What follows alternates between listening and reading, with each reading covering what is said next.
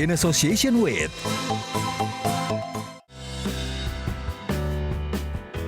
Saya mencoba untuk mendatangi Desa Wisata Sepakung, sebuah desa yang terletak di lembah utara Gunung Telemoyo, Kabupaten Semarang, Jawa Tengah, dengan ketinggian 900 meter di atas permukaan laut. Dulunya, Desa Sepakung termasuk dalam 10 desa tertinggal di Kabupaten Semarang.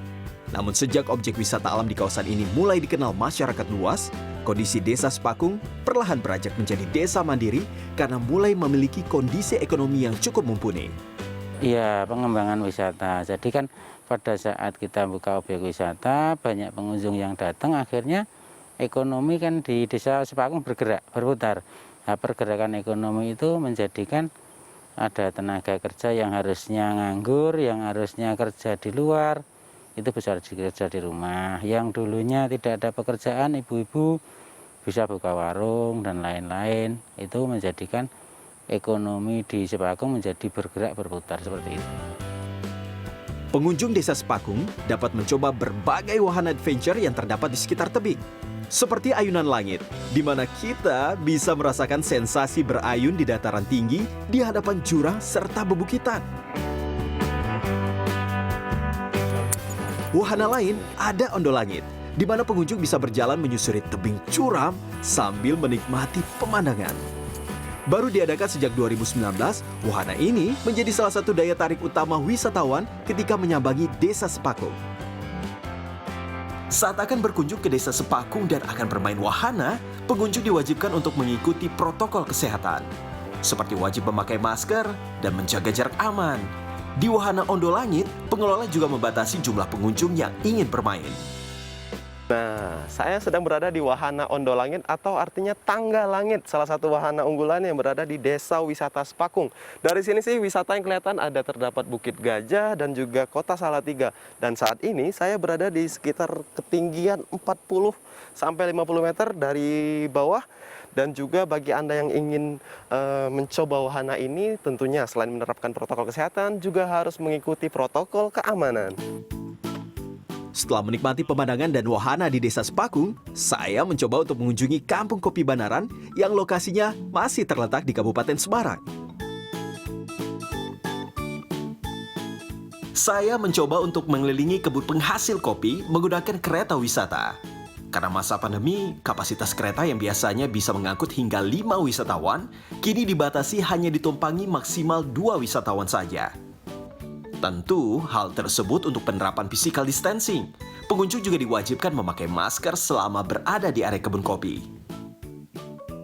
Seluruh kopi di sini berjenis kopi Robusta. Dan kebun ini berada di ketinggian 500 meter di atas permukaan laut dengan suhu antara 23 hingga 27 derajat Celcius sesuai karakter tempat tumbuhnya kopi Robusta. Batang kopi akan diganti jika sudah mati atau tidak bisa menghasilkan kopi lagi. Beruntung, saya datang ke sini saat musim panen kopi, sehingga saya dapat melihat kopi siap panen di pohon-pohon kopi yang rata-rata berusia 60 tahun ini. Kopi-kopi yang ada di sini nantinya akan diolah di pabrik kopi Banaran. Pabrik kopi Banaran telah berdiri sejak tahun 1911. Disinilah bahan baku kopi diolah hingga menjadi biji kopi dan dikemas. Bahan baku kopi diolah menggunakan metode kering dan metode basah. Sebagian proses pengolahan sudah menggunakan tenaga mesin. Namun masih ada yang harus diproses menggunakan tenaga manusia, seperti tahap sortir biji kopi untuk memilah biji kopi secara detail. Untuk kualitas kopi memang ditentukan oleh pengadaan bahan baku yang baik, di mana asal dari kebun, kita selalu koordinasi dengan pihak kebun untuk menghadirkan kopi yang betul-betul matang. Matang di sini adalah tingkatannya ada merah, kuning, dan hijau, serta hitam. Dulunya, kebun ini diisi oleh tanaman kakao. Kopi hanya sebagai tanaman selingan. Namun kini, hampir seluruh dari kebun ini diisi oleh tanaman kopi. Kopi yang dikenal sebagai khas kopinya Jawa Tengah. Oke, makasih banyak Mas Ya, ya. sama-sama, Terima kasih. Mas. Sampai Ya. ketemu lagi. Ya, mari. Oke.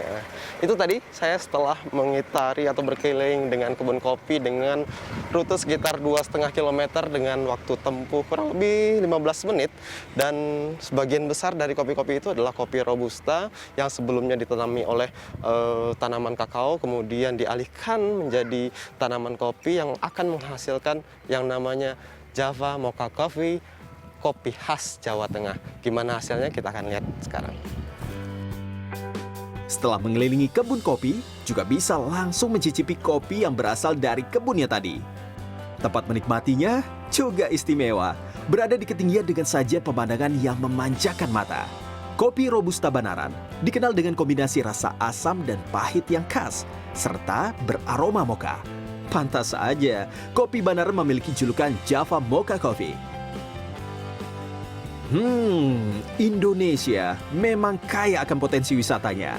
Di Indonesia aja, kalau mau wisata dengan protokol kesehatan, juga bisa kok. Tim Liputan CNN Indonesia, Semarang.